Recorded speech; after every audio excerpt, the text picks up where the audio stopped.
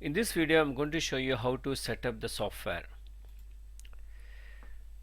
First, we will install the Arduino IDE. Arduino is an open source platform used to create software for the Arduino boards. We're next going to download the PN532 library, and I'm going to show you how to set up a folders the way I would have done this. And finally, I'm going to show you, or we're going to run some sample programs that comes in this library, and we're going to make sure the connection that we did in the previous video is correct. So before we start downloading the software, I'm going to give you a brief introduction to these libraries. What is this libraries all about? So why do we need a PN532 library? So you can model our environment like this. So we have got PN532, which is supposed to read and write the RFIDs, and this is connected to the microcontroller. This is our Arduino Nano board, and finally this Arduino board will be connected to the PC. And we are going to write programs that runs in the microcontroller, and this program is going to communicate or send a series of commands to this PN532. So in between our microcontroller and PN532 is where the library sits. So we don't have to worry about the internal working of PN532 at this stage. So our program can just send or call functions from the library, and the library in turn will communicate with the PN532 and do all the necessary job and returns back the data to us. Okay, so it's always better you start using the library functions. Maybe later on, if you're really interested into knowing more about the chip, it's easy to write your own library.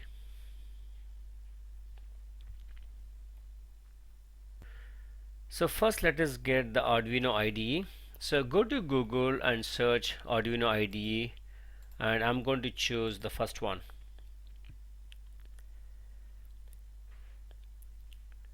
So what we have here is the latest version of the IDE, that is Arduino 1.8.1, and if you want any specific version you can look somewhere here. So I'm going to stick with the latest version, and as I mentioned in my earlier videos, I'm not going to use the installer. If you install using installer, all your programs will go into your program files. I'm going to get a zip file, so I'm going to download the zip file. So here you can make some donations to this Arduino open source project. I'm going to just download for now,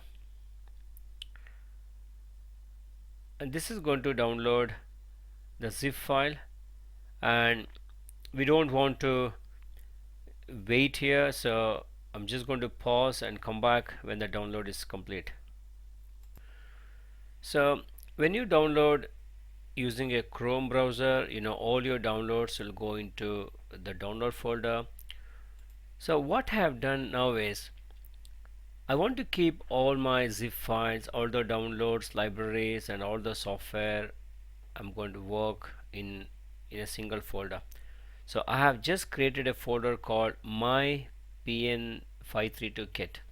Inside that I've made a subfolder called downloads. So this is where I'm going to copy paste all the downloads. So I've just downloaded this Arduino. Let's unzip this. So right click and say extract files. So I'm going to say OK. So again, this might take some time. I'm going to pause for a while. So I've just extracted this. Let us go and see what's inside. And there's a folder called Arduino 1.8.3. And what I'm going to do is, I'm going to cut this and put it in my main folder. Okay, so we have just downloaded Arduino IDE, and you can create a shortcut for this. So if you look into this directory listing, the application file is Arduino application, and if you double click, it should open.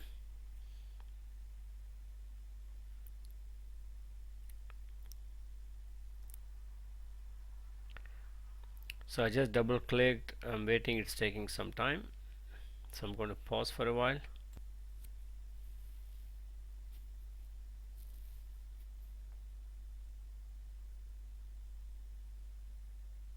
Okay, now this is exactly what happens when you run this. So we are inside Arduino IDE, and this has just created an empty Arduino program. So before we start working on this program, we need to configure a little bit. So what I usually do is go to I'm going to designate a specific folder where I'm going to keep all my Arduino programs. So go to the file and preferences, and here the sketchbook location, which is showing as FN PN532. Probably you might say something like in users folder, your profile, documents, another thing. So I'm going to make my sketchbook location as the folder I just created. So back into this folder, I'm going to create a folder where I'm going to keep all my files. So I'm going to call this as say source,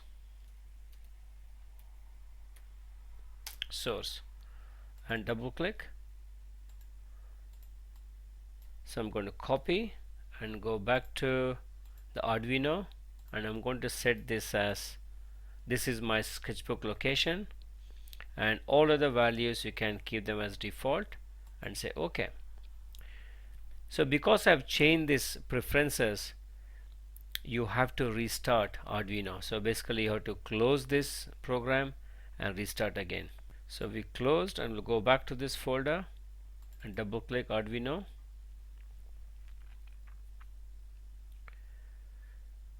and just go and check if the preference is right. Okay, preference right.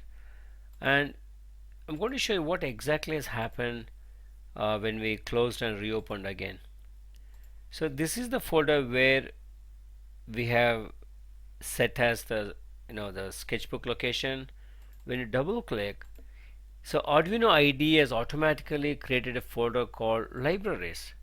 This is exactly where we are going to download all the library files and keep here. So we just got our Arduino IDE running all right. Our next thing is to get the PN532 library from internet. Again, back in my browser, this time I'm going to search for PN532 Arduino library, and I've done this in my very first video. So when you search, you get so many listings here. I'm going to choose the very first one because I've used this in many projects and I know it works. So go there. So these are the files you're going to download. On the right side you got something called clone or download. I'm going to click download, and I'm going to download a zip file.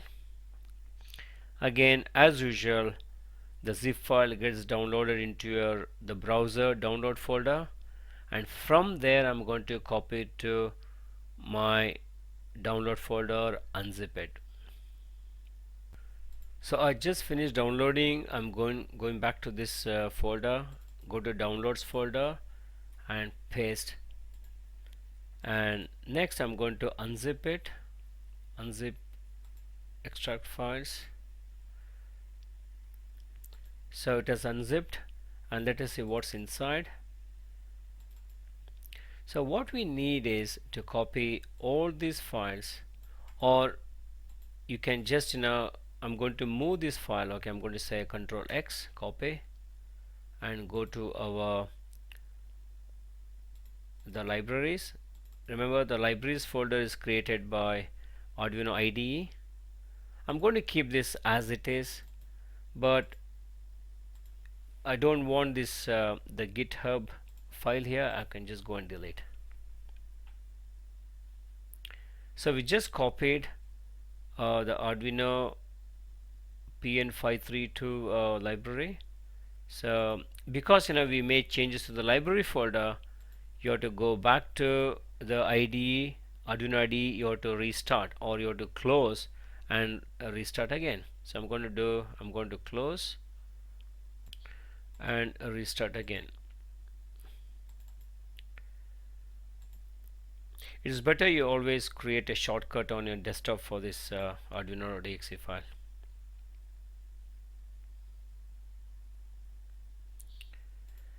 So I'm going to see if my library installation is correct. If you go to the files, and if you look at in examples and scroll down, all these examples are part of the Arduino IDE, and we are going to use one of them to make sure our Arduino works.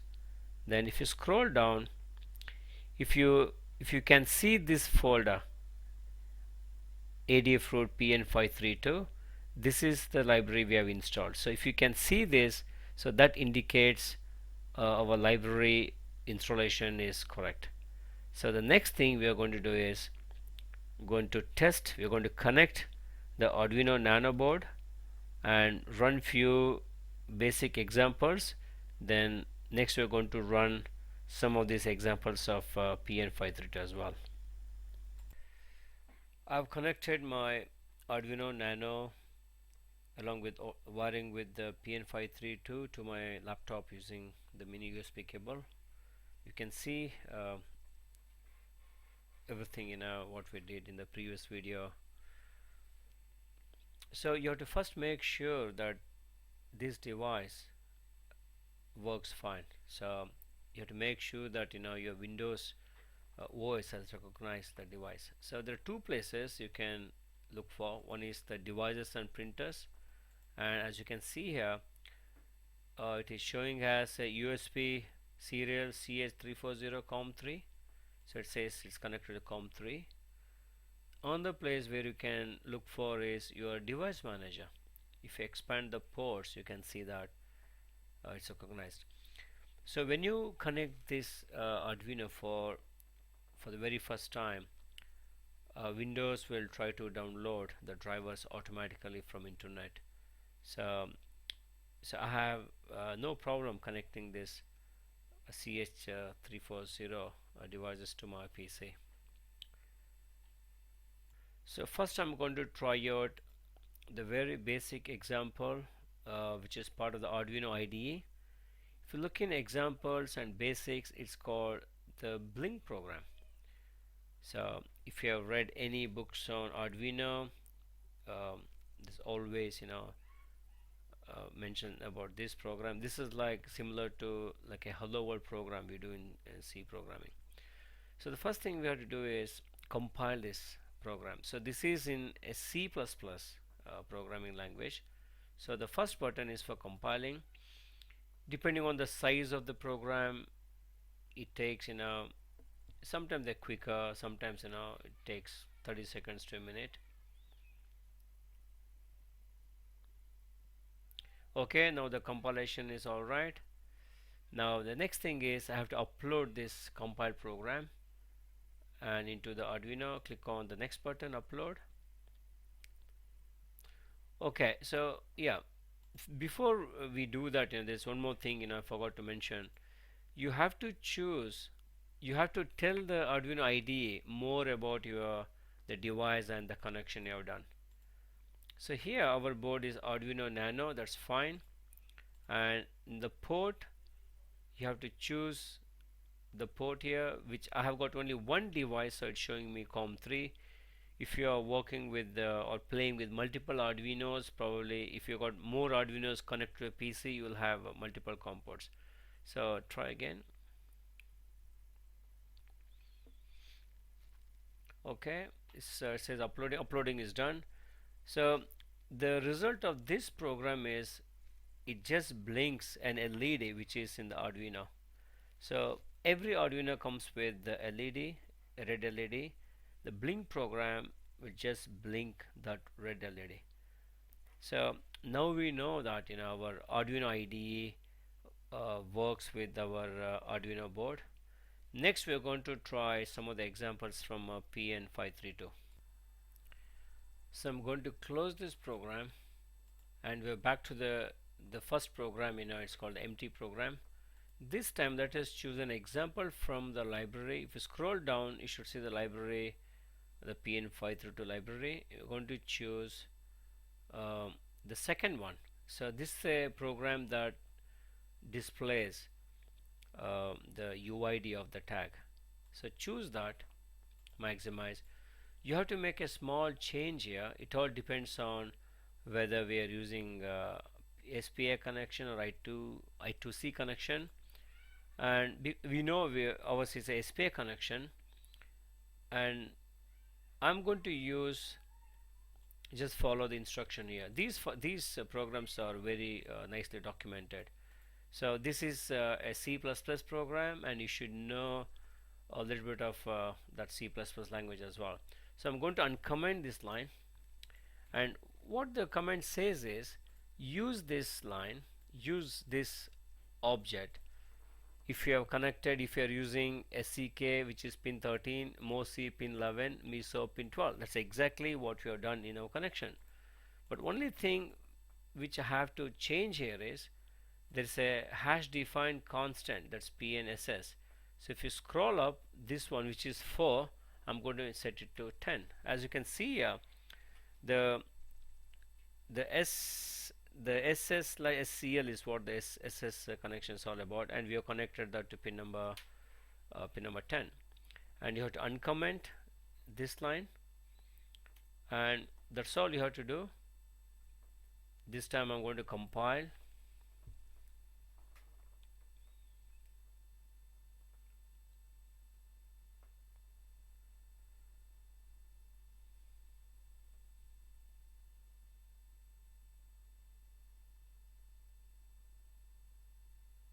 So the compiling is done, and let us upload this program to the Arduino.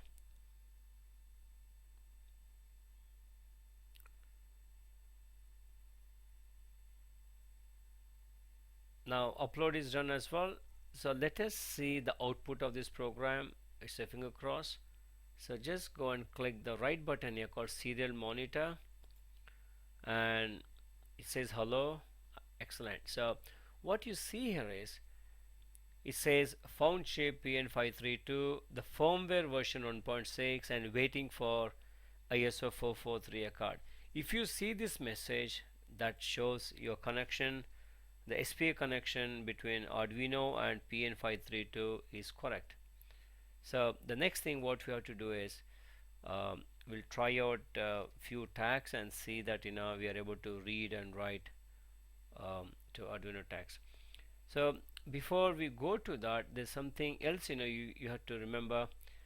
On the bottom right corner, probably it's not visible here. I'll try to show.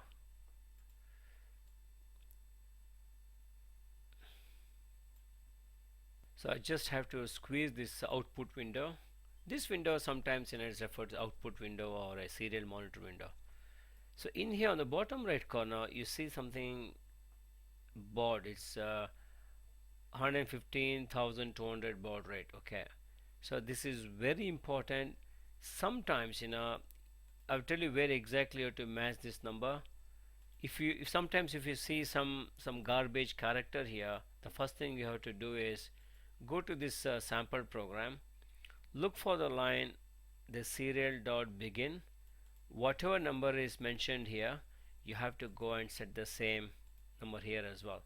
So let's try to change this number and see what happens. Try 19,200, and look at that, you start getting the garbage. Okay, so set it back to this, so that's fine.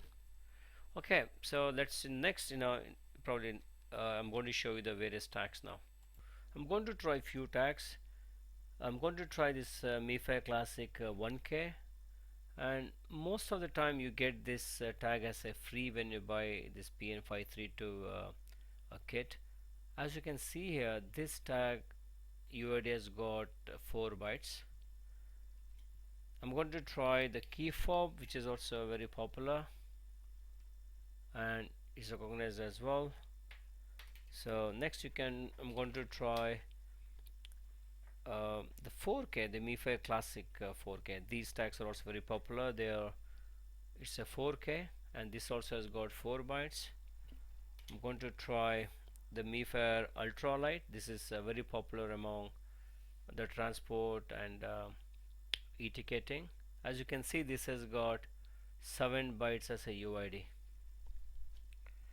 And I'm going to try MiFi Ultralight EV1. This is the next generation of ultralight, and these tags are very popular because this also comes with the password protection and locking. Next I'm going to show you this NTAG 203, and these are NFC tags. As you can see, now this also has got 7 bytes. And let's close and try again. There's no clear screen button here. I'm going to show you next this Ultralight C, which is also a very popular tag, comes with the security. With this tag I've noticed you have to either bring it very close or you have to change the position. So this time, so it's possible because these tags are not very sensitive, and in fact some of the PN532 boards doesn't recognize Ultralight C at all. I got one more version of Ultralight C that's printed on a plastic sheet, and let's check if that thing works. Yeah, it got recognized. And you can try this NTAG 212, and this works as well. And I've got NTAG 216, also one of the very popular NFC tags. You can read and write that as well.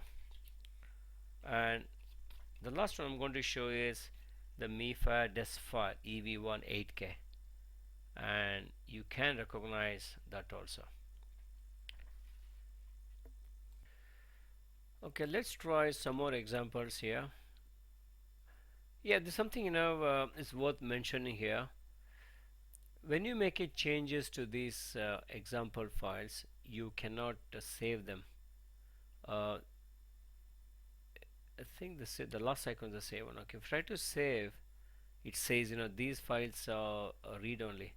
It is because they are part of the library, and you can go to the library folder and remove the read only flag, but I would not make changes to the library examples. Rather I would make a copy. So I'm not going to save. And next I'm going to try one more example from the same library. This time try this memory dump. So again we have to make few changes here. Our chip select pin is number 10, and I'm going to comment this, and I'm going to enable this, and that's all. Just compile.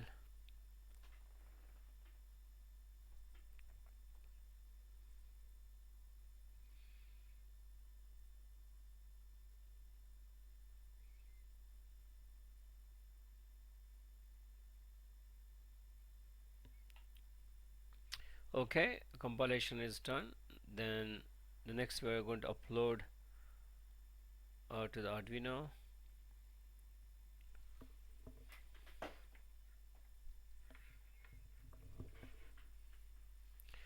Yeah, so we'll go to the output or a serial monitor, and is ready. Let's try the MiFi Classic 1K.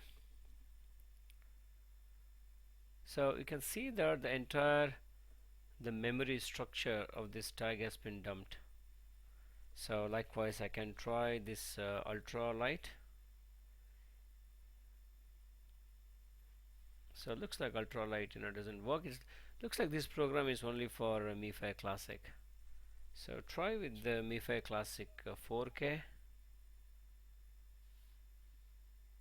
Okay, looks like it doesn't work. Probably just try again.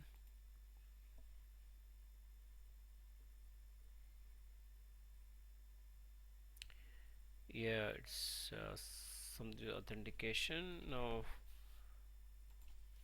you should be able to see the MiFi Ultralight.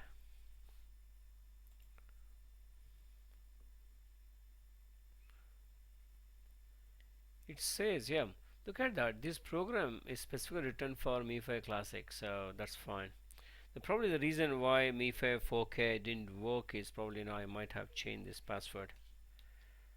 So you can likewise, you can try some more examples, but keep in mind every time you try these examples, you have to change the pin numbers. So let's try this N tag. N tag 212xx. All these refers to NFC tags. I'm going to try this one. Okay. Again, we have to change this pin number to 10, and we are not using this. We are using not this. Sorry, not this. Sorry. So this is for I2C. Uncomment that.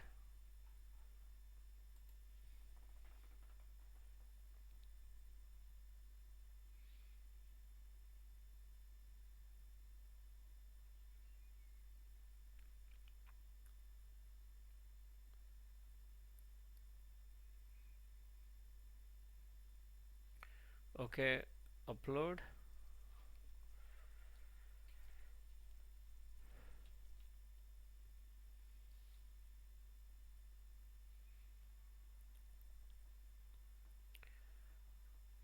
Go to the output window and just try the ultralight. Yeah, I can see that the ultralight memory is dumped, and looks like it's trying to print from page number 0 to 41. I know why it is, because this program is meant for NFC tags, which has got more than 15 pages. So try the ntag sorry 203. Does it work? No. So we'll try ntag 216. Yeah. So ntag it just prints the first 41 pages here. So that's fun. What we just proved is the library, the Arduino IDE, the PN532 chip, and all the connection and everything is working fine.